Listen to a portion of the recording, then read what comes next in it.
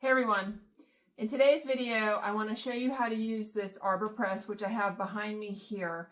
I want to show you how to make some little charms and bag charms out of leather. I want to show you how to make these, cut them out of leather and attach rivets, okay? So I use just regular like sewing scissors to cut the little straps and strips of leather. And then I have various die cutting things that I have purchased. You can get these on Amazon, like really cheap, a whole set of, different size flowers and things on Amazon. I did purchase this one. It used to be a square, rectangle. I did purchase this because I thought this would somehow be better than this one. And I have to say, I didn't like this more expensive wood one, because when you put it down on your leather to cut, if it's a bigger piece of wood, I couldn't see where my cutter was going, and it seemed wasteful. And I prefer this kind, because you can really line up your cuts and see right where the edge is so you don't get any wasted leather. So that's just what I found out.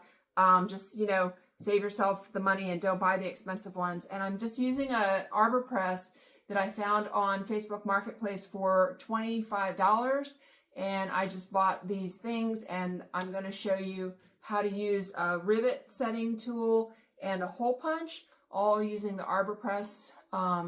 So stay tuned, and that's what I'm going to show you, how to make bag charms like this with rivets, okay? Stay tuned. Okay, so the first thing I want to show you is this is my 1-ton arbor press, and I have it clamped to my table right now so it doesn't move when I exert force. This is a handle that you rotate, and you can see that this square thing here is going up and down. And when you rotate the handle, it presses down on whatever is in the front. And that's all you got to do. You just pull the handle down and you can cut or punch a hole or set your rivet. So that's what I'm doing. And then I got this white cutting board on Amazon. It was like $6. So when you want to cut something, we'll cut first. You put this down, you put your cutter, leather, whatever on top and cut it. And a lot of times I'm using these leather upholstery samples, which are brand new leather, but I've gotten them for free from a friend, and I will cut them up. So let me put you in the holder and show you how I cut a piece of leather. Okay, I hope you guys are in focus. So the first thing I'm gonna do is I'm gonna take my cutting board and I'm gonna put it down, and then I've got a piece of leather that I wanna cut a flower out of, okay? So I'm gonna put my leather down, and I'm gonna put my flower cutter on top of the leather, and I'm gonna arrange it. Make sure you put the cutting side down. Sometimes you can get that backwards. And then I'm gonna pull it or push it or move the thing until it's underneath of the square. This is called a ram. It's a 1-inch square ram. And then I'm just gonna take this handle, which I have this handle loose, and I'll explain why in a minute. And I'm just going to pull down. Okay, so I'm pulling down on the handle. And I can see that it cut because I can lift up my leather and I know that it cut through. And then I just rotate the handle back and I can pick up my thing. And there's my leather inside of my little cookie cutter. And there's my flower. Okay, that's all you have to do to cut a flower. And I'm going to show you the cutters come in different sizes. I use the circle and the medium flower and this a lot. So next you want to put a hole in this, right?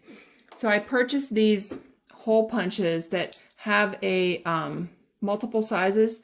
So the end part actually, I'll show you, it unscrews and you can put different size hole punches in here. So this is the size I have selected for my rivets. So now I have a problem, like it doesn't fit under here. That's why the handle is loose. So I'm going to pull my handle out of that, and I'm going to pull this up until it's at the right height for using this tool. And then I'm going to put my handle back in, And then I'm gonna put the handle back down, and I'm gonna put my leather here, and I'm gonna put my hole punch where I want to put it on the leather, and I'm just gonna do this.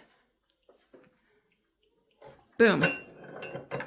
And it does take a little getting used to how much pressure. Clearly I put a lot of pressure on that and went really deep. I didn't have to do that. But there's my hole. And then next I want to set some rivets. So when I go to set rivets, I'm going to take this. Oh, sorry. Let me mention that. Wait, hold on. Okay. So when you want to do a large image, you can't use this thing. It's too small. So you need to pick up on Amazon or somewhere a square piece of metal. And when you use a bigger thing, you just take that, you use the cutting board, you put your leather under there, you put this metal on top, and then you just push down with the ram onto this metal, and it'll cut the larger pieces. But for the smaller pieces, you can save time, and you don't need that big metal. I've switched to the metal plate, and I'm going to be using a rivet tool. It is just basically something that normally you would use a hammer on, but I found it's easier to use the armor press. This is a rivet setting tool. It has a little concave end here, so it preserves the domed cap of the rivet. And you can get rivets in different sizes. I'm using solid brass rivets from Tandy. I know a lot of people do not like Tandy, but there's other places, Buckle Guy, Springfield Leather, those other places. This is a small size, and this is a medium size here. I'm going to use the small. So I'm going to take my small bottom of the rivet, and I'm going to put, I like to put a circle on the back so it looks nice. So I'm going to put one circle, and then I'm going to put this big flower. I'm going to put that on there. And then I'm going to put the flower that we just cut out on. And I'm going to put this blue circle on top. And I'm going to take my rivet cap, I'm going to put it on. And then the cap kind of snaps on so you can sort of see what it looks like. You can move your flowers around if you want to sort of arrange your flowers. I think I'm going to do it this way. And then you just sit it down onto the metal plate. You adjust your arm to be in the right location. You put your rivet setter onto the rivet, okay? And then just get it under the ram, get it, you know, vertical and lined up. And then you just try to get it to go straight. I pushed it a little bit with my finger to keep it going straight. I'm just pulling down on the handle, okay? And that squishes the two rivets together, so it's done. So you can see that it's squished together tight. And that's it. That's all you got to do to put on a rivet. And you can just go and go and go. You know, I ordered these brass ball chains like in a pack of 100, I think for like 20 bucks.